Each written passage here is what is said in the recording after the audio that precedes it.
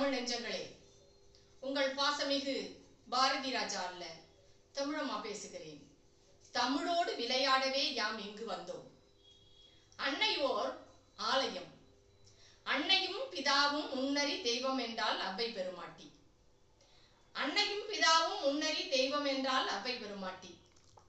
அன்னையும் பிதாவும் முன்னறி தெய்வம் என்றால் அதன் பின்னறி தெய்வங்கள் ஏதோ இருக்கின்றது என்று பொருள்.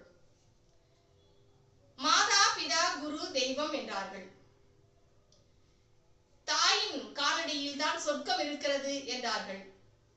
தாயில் சிறந்ததொரு கோயிலும் இல்லை என்றார்கள்.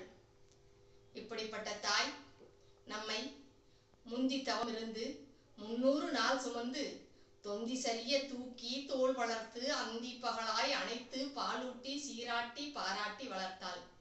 அன்பு நெஞ்சங்களே, இப்படிப்பட்ட ஆலயமாக நாம் வணங்கக்கூடிய தெய்வமாக இருக்கிற அன்னையை ஒருபோதும் அனாதை ஆசிரமத்தில் விடாதீர்கள்.